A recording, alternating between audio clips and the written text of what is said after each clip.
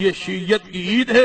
میں کئی دفعہ سال کے بعد تقریباً ادھر ضرور ذکر دہرا دینا کہ اس رات کا تصور اسلام نال دین نال شریعت نال نہیں، بلکہ اس رات نو امام مہدی پیدا ہوا۔ شیعہ کا ایک امام ہے جس میں امام مہدی کہا جاتا ہے، ایک اہل سنت کا امام مہدی ہے، وہ ابھی پیدا نہیں ہوا، وہ قیامت کے قریب پیدا ہوگا اور اس کائنات نو انصاف عدل بھرے گا۔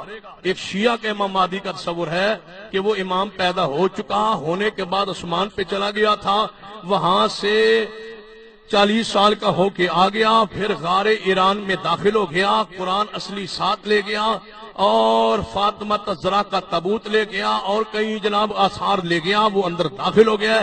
قیامت کے قریب وہ باہر نکلے گا اور باہر نکل کے وہ کرے گا کیا؟ باہر نکلے گا، علماء اہل سنت کو قتل کرے گا، مساجد اہل سنت کو ڈھا دے گا، گرا دے گا، پھر مدینہ پاک جائے گا، روضہ رسول کو توڑے گا اور رسول اللہ برہنہ حالت میں باہر نکلیں گے، نعوذ باللہ، مہدی کے ہاتھ پہ بیعت کریں گے، ابو بکر صدیق کو عمر کو باہر نکالے گا، ان کو درخت کے ساتھ الٹا لٹکائے گا، ان پر حد زنا جاری کرے گا، پھر امی عائشہ کی قبر کو کھودے گا، امی عائشہ کو باہر نکال کے درخت کے ساتھ لٹکا کے ماں عائشہ کو کوڑے مارے گا۔ یہ مہدی اس رات کو پیدا ہوا ہے، یہ دی خوشی دے اندر یہ رات منائی جاندی ہے۔ ہن تہاڈا حق بندا ہے نا ابو بکر عمر عائشہ صدیقہ منن والے، اس رات تسی بھی چراغاں کرو، اس رات تسی بھی آتش بازی کرو، چراغاں کرو، خوشیاں کرو۔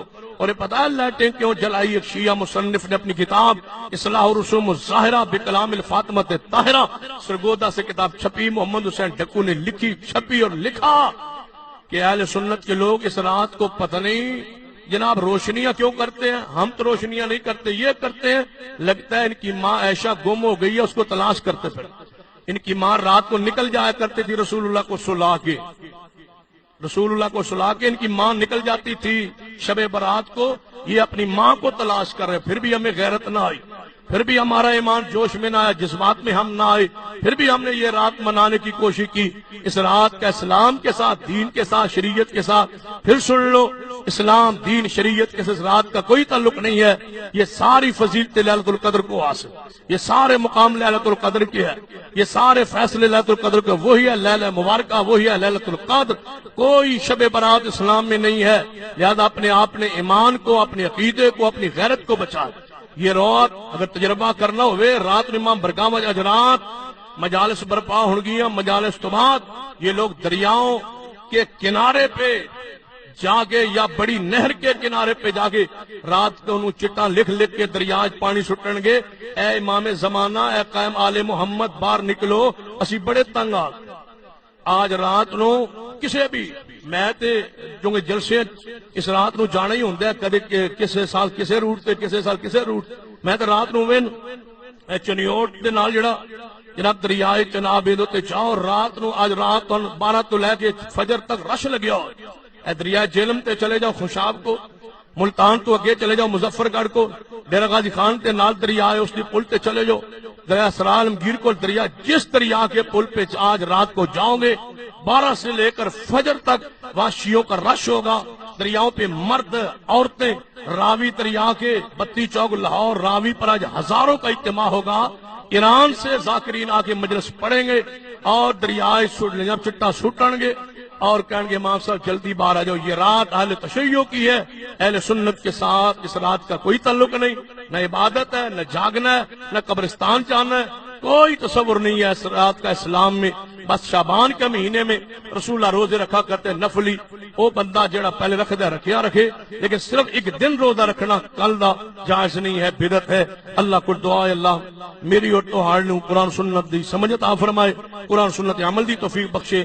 اقول قولی ھذا واستغفر اللہ لی ولکم ولسائر المسلمین وآخر دعوایا سبقونا الیہ۔ اس رات قبرستان جانے میں اگر کوئی خیر ہوتی، وہ تو کہتے تھے لا سبقونا، صحابہ سبقت نہیں کرتے، ہم کہتے ہیں لسبقونا، یقیناً سبقت کرتے وہ۔ تو اس رات میں اگر قبرستان جانا سنت ہوتا تو حضرت ابو بکر تو جاتے، حضرت عمر جاتے، حضرت علی جاتے، حضرت عثمان جاتے، اور یہ صحابہ کرام کی ایک جماعت ہوتی جو جاتی، وہ کوئی بھی نہیں گیا۔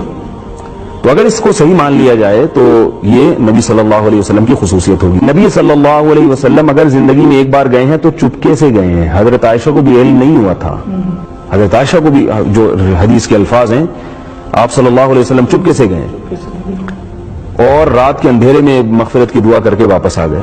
ہمارے ہاں چپکے سے نہیں جاتے, پورے جتھوں کی شکل میں نہا دھو کے خوشبو لگا کے, مرد حضرات بھی اور خواتین کی بھی ایک بڑی تعداد پہنچی ہوئی ہوتی ہے. اور یہ کون سی حدیث ہے بھائی؟ یہ تو نہ کسی ضعیف ہے نہ کسی صحیح حدیث ہے. ایک اور اس میں یہ کہا جاتا ہے کہ تقدیر کے فیصلے کیے جاتے ہیں, تو یہ بھی قرآن میں بہت واضح اللہ نے بیان کر دیا. انا انزلناہ فی لیلۃ القدر, قدر کی رات, قدر کہتے ہیں اندازہ ٹھہرانے کو, تقدیر یہ قدر ہی سے تو نکلا ہے. اور تنزل الملائکۃ والروح فیہا بإذن ربہم من کل امر, اللہ فرماتے ہیں اس میں فرشتے اللہ کی طرف سے ہر قسم کے فیصلے لے کے نازل ہوتے ہیں.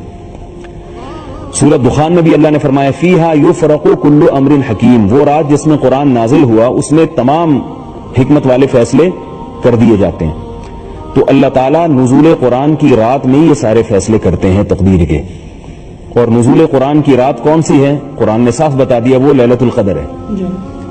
تو معلوم یہ ہوا کہ وہ فیصلے بھی لیلۃ القدر میں ہوتے ہیں, اس کا بھی لیلۃ البراءۃ سے کوئی تعلق نہیں ہے. اس بارے میں روایات اس پائے کی نہیں ہے کہ وہ قرآن کا مقابلہ کر سکیں, کمزور روایتیں اور موضوع من گھڑت روایتیں. تو یہ جو ہے نا تقدیر کا معاملہ, یہ بھی اس کا ہے, اعمال پیش ہونے کا, یہ بھی لیلۃ القدر کا ہے. علامہ ابن تیمیہ رحمہ اللہ تعالیٰ نے یہ بات لکھی ہے کہ روافض نے لیلۃ القدر کی اہمیت کو گھٹانے کے لیے اس رات کے فضائل کو میں غلو سے کام لیا ہے, یعنی جو چیزیں لیلۃ القدر سے متعلق تھی وہ یہاں پھر دی ہیں. ایک اور چیز اس بارے میں بتائی جاتی ہے, اگلے دن کا روزہ. تو اگلے دن کا روزہ بھی کسی صحیح حدیث سے ثابت نہیں ہے. ابن ماجہ کی ایک روایت ہے, وہ بھی سند کے لحاظ سے بہت کمزور ہے.